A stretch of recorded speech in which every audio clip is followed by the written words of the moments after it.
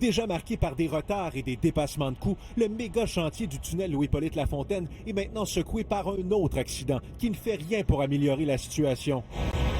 Ici, un travailleur a vraiment craint pour sa vie mercredi dernier. Perché avec des collègues sur une nacelle à plusieurs mètres du sol, il s'affairait à retirer les abat-vents quand soudain, une section de colonne de la tour s'est détachée. Environ 6000 livres s'est détaché. La pièce, elle a percuté le mât de l'appareil de levage. Les travailleurs qui se trouvaient à l'intérieur du panier, ils ont été secoués de façon extrêmement violente. Il a rapidement été transporté au centre hospitalier. Je sais qu'il y a eu une importante blessure au niveau de l'épaule. L'importance du traumatisme, il est vraiment au niveau psychique. Ça serait surprenant que ce travailleur-là veulent retourner travailler dans ce type d'engin-là. Depuis, selon nos informations, la zone a été fermée. L'accès, il demeure interdit. On veut d'abord s'assurer qu'il n'y ait plus aucun danger avant d'autoriser la reprise des travaux.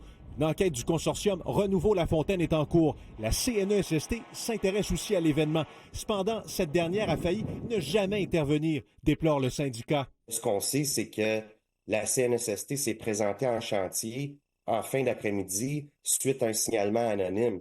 Ce qui, pour nous, c'est totalement irresponsable et inacceptable de la part de Renouveau Lafontaine.